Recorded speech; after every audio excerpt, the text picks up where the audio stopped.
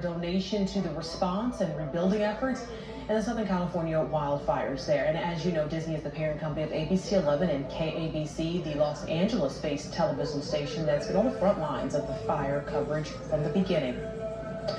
New tonight, Fayetteville police making an arrest in a connection to a murder of a woman found dead inside of a home. It happened yesterday afternoon at a home on Ireland Drive. Officers say they responded after reports of suspicious activity.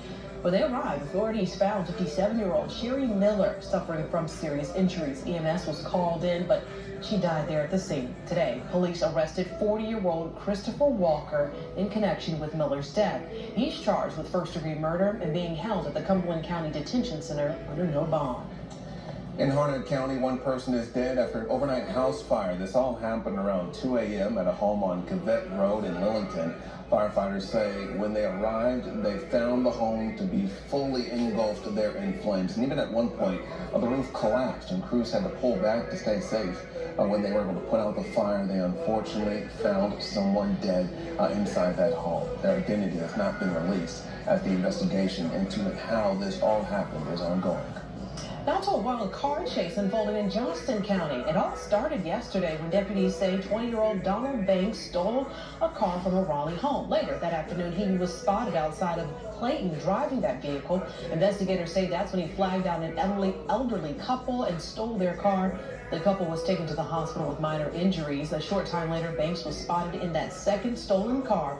When deputies tried to pull him over, he led them on a short chase. He was eventually captured and taken into custody. He's facing multiple charges, including felony larceny of a motor vehicle. He's expected to make his first court appearance tomorrow. And speaking of tomorrow, trial will begin in the case of a Fort Liberty soldier accused of killing his young daughter. This is the case of Sergeant Gabriel Seville. You see him here. This man was charged in the 2023 death of this 8-month-old little girl, Misty Bray. The prosecutor said the child was in Seville's care when she became unresponsive. She was rushed to the hospital and died days later. An autopsy ruled that Misty died of blunt force trauma to her head and her neck. Seville here is charged with unpremeditated murder, involuntary manslaughter, and domestic violence. This week will be the final week of Durham Public Schools, the bus rotational schedule that they've been having in place for the past month.